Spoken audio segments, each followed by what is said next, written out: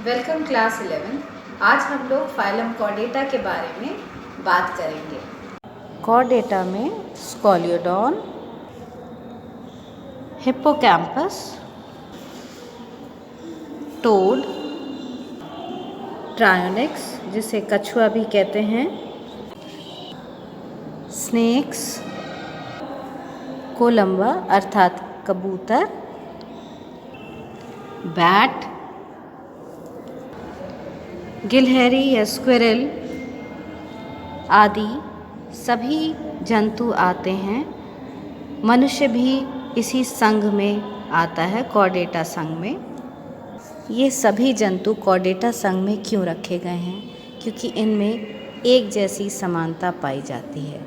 ये समानताएं क्या हैं? विशेषताएं हैं जिनको अभी हम डिस्कस करेंगे। पहला यही है कि इन्हें कॉर्डेटा क्यों कहा गया है।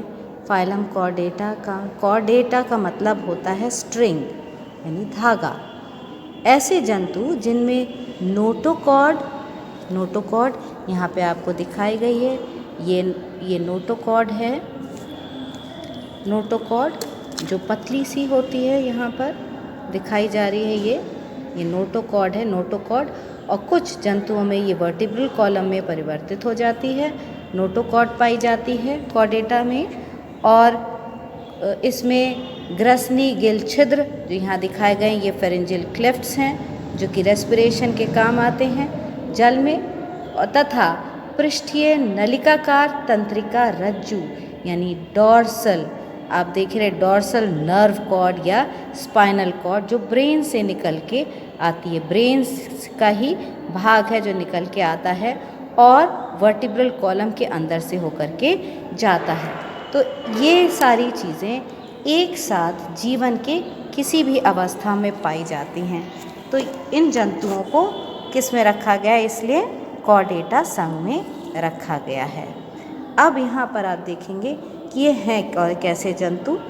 इन जंतुओं में क्या है? द्विपार्श्वीय यानी कि बाइलेटरल एवं ड्यूटेरोस्टोमी यानी कि ड्यूटेरोस्टोमी का मतलब है कि भ्रूणीय विदलन। ये एम्ब्रियोनिक डेवलपमेंट जो है अनिश्चयात्मक है एवं आर्य होता है, इंटरमीडिएट होता है और रेडियल होता है।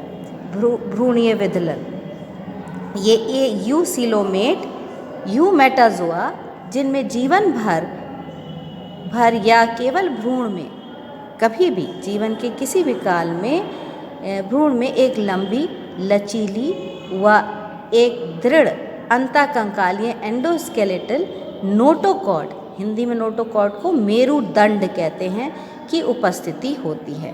अभी आपने देखा ये नोटोकॉर्ड है, ये पूरे पृष्ठ तल में फैली हुई है की उपस्थिति होती है। शरीर को सहारा देने के लिए इसका मेन फंक्शन होता है। संघ कॉर्डेटा की लगभग 55,000 विद्यमान एवं 25,000 विलुप्त जातियाँ ज्ञात हुई हैं, अभी तक पता लगाई गई हैं। और ये कहाँ कहाँ पाए जाते हैं? अभी आपने उदाहरण में देखा, ये भूमि पर पाए जाते हैं सारे, और जल में भी पाए जाते हैं जैसे कि मछलियाँ आपने देखी, और ट्रायोनिक्स आपने देखा कछुआ, और हवा में भी पाए जाते हैं जैसे बैट हैं और बर्ड्स हैं। ये सारे इन जगहों पे जंतु पाए जाते हैं। इनके फंडामेंटल कॉर्डेट कैरेक्टर्स क्या क्या हैं? और सबसे पहले तो आपको अभी बताया था नोटोकॉर्ड, दूसरा dorsal tubular central nervous system है। ये नर्वस सिस्टम है जो कि ब्रेन से निकल के पूरा कहाँ जा रहा है? ये स्पाइनल कॉर्ड बना रहा है, ठीक। उसके बाद इनमें फेरेंजियल ग्लिफ क्लेफ्ट्स पाई जाती हैं। ये फेरेंजियल ग्लिफ क्लेफ्ट्स बस दिखाई गई हैं इस डायग्राम में। ये डायग्राम में चित्रण किया गया है।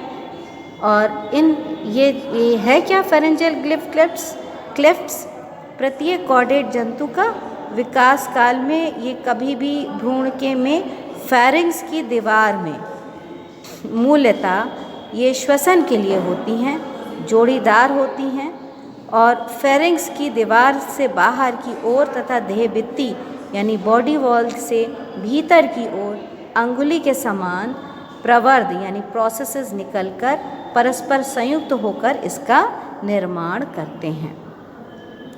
परंतु कुछ इसमें जलीय कॉर्डेट्स में दरारें प्रायः आजीवन रहती हैं, यानी पूरे जीवन काल में पाई जाती हैं और यह श्वसन में भाग लेती हैं, अभी आपको बताया था। परंतु स्थलीय कॉर्डेट्स में जो टेरेस्ट्रियल कॉर्डेट्स हैं, यानी जो कॉर्डेट्स जो जंतु कॉर्डेटा संघ के अंतर जो जंतु आते हैं जो स्थल में पाए जाते हैं, उनके वयस्क अवस्था में ये पूर्णतः बंद हो जाती हैं या ख़त्म हो जाती हैं, बंद हो जाती हैं।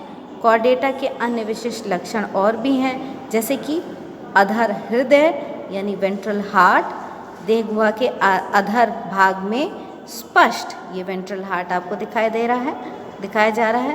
कैसा होता है? ये मस्कुलर होता है और पंप करता है ब्लड को, और उस ब्लड साइनसेस का अभाव होता है इसमें, ब्लड साइनसेस इसमें नहीं पाई जाती हैं। यहाँ पे जो आप ऊपर दूसरा चित्र देख रहे हैं ये नॉन कॉर्डेट्स का चित्र है और ये नीचे जो आपको दिखाया गया रेखा चित्र ये कॉर्डेटा का है।